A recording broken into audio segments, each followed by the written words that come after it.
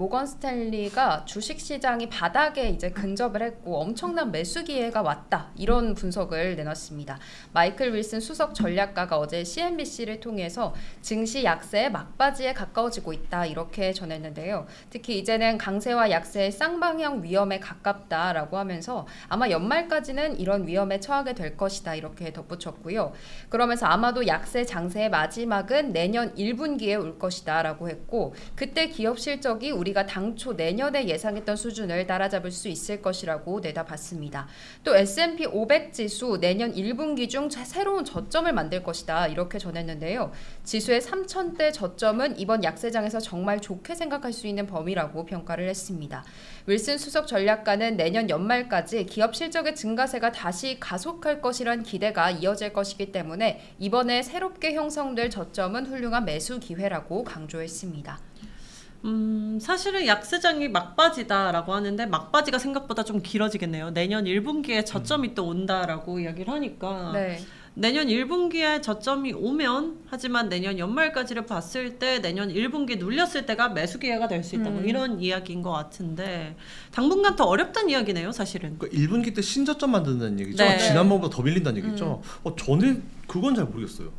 왜 그런 말씀하시는지 잘 모르겠지만 내년 1분기가 저는 좀 턴어라운드 할 수 있는 정말 중요한 분기라 생각하거든요.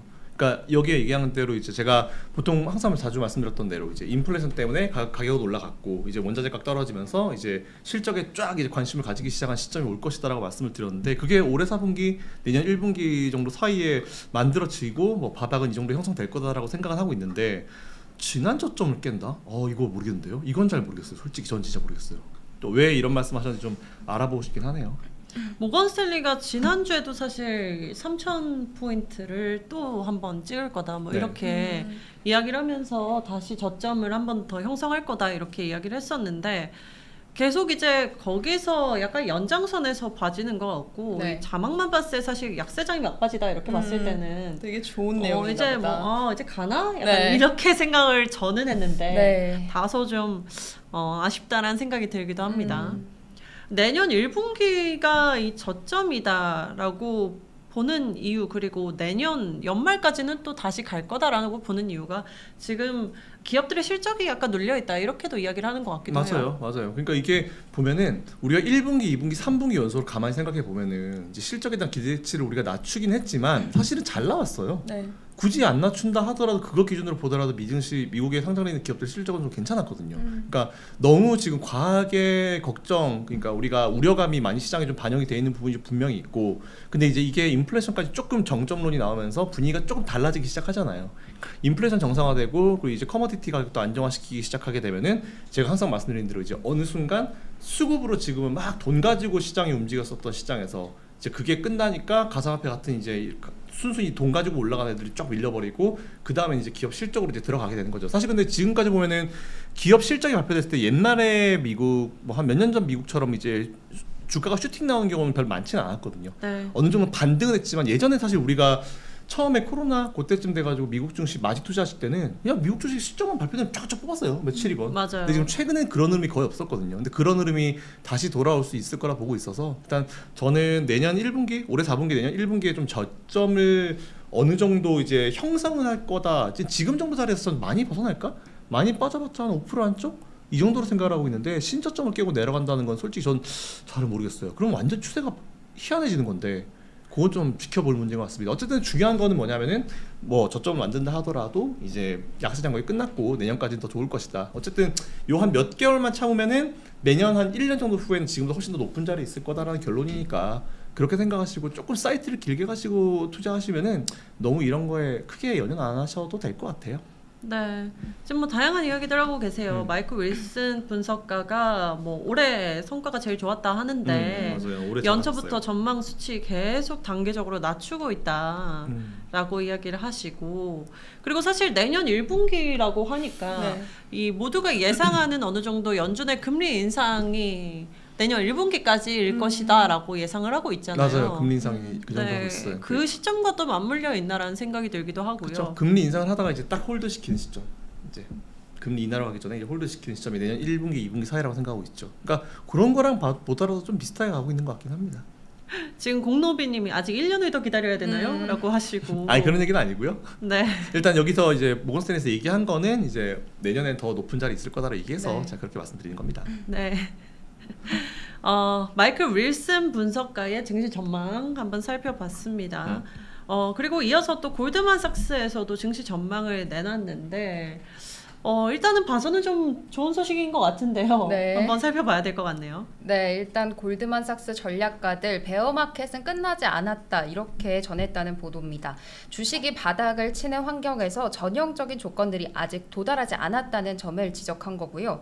전략가들은 더 낮은 가치 평가를 기대하면서 성장 악화의 모멘텀이 금리의 정점과 일치해야 한다고 전했습니다. 그래야 지속적인 회복이 시작될 수 있다는 건데요.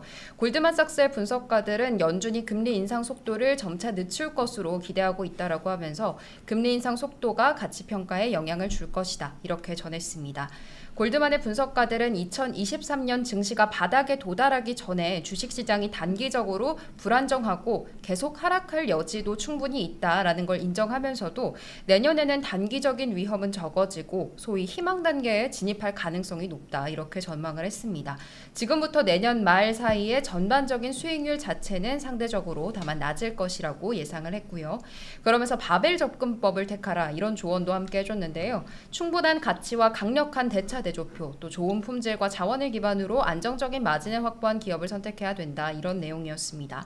또 분석가들은 재투자와 배당을 결합해서 실적과 또 그에 따른 보상들을 복합적으로 좀 가져갈 수 있는 회사를 선호한다 이렇게 밝혔는데요. 지난 사이클과 달리 2023년에는 더 많이 다각화를 해야 하고 가치 평가에 집중할 때 좋은 수익을 낼 수 있을 것이다 이렇게 덧붙였습니다. 네. 골드만삭스에서 베어마켓 끝나지 않았다, 좀 더 갈 수 있다, 뭐 이렇게 이야기를 했는데 어떻게 보세요? 저도 동의합니다. 근데 베어마켓 글쎄요. 불마켓까지는 아니지만 완전 또 베어마켓은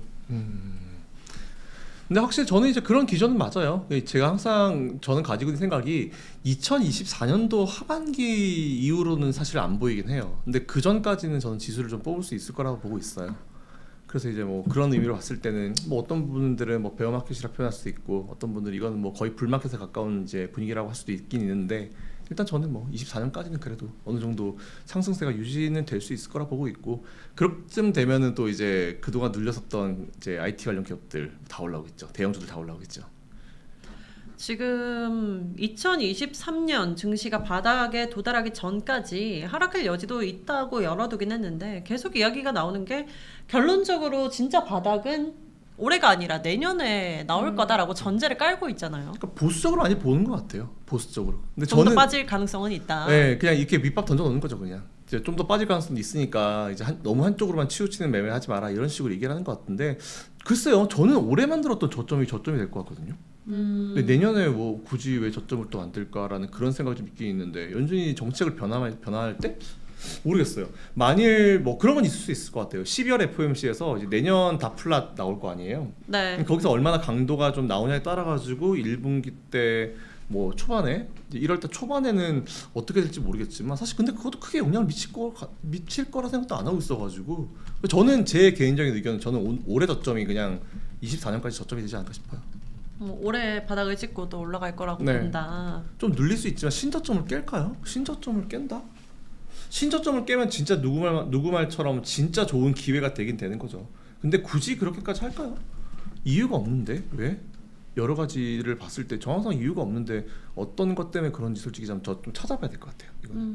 지금 CS님이 솔직히 요새 웬만한 지표를 봐도 미국의 경기 불황은 사실상 결정된 것처럼 본다.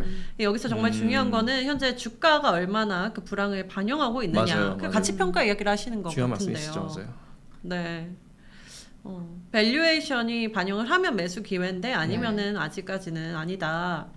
라고 하시는데 저도 뭐 일리가 있는 내용이라고 봐요. 네. 지금 그리고 종목별로 주가 가치 평가가 굉장히 아직도 좀 다르다라고 볼 수 있는 부분이 될 것 같은데 결국에는 가치 평가가 좀 많이 그러니까 밸류가 많이 떨어진 기업들 를 더 주목해야 된다 이런 이야기가 아닐까 싶고요. 지금 골드만에서 하는 이야기도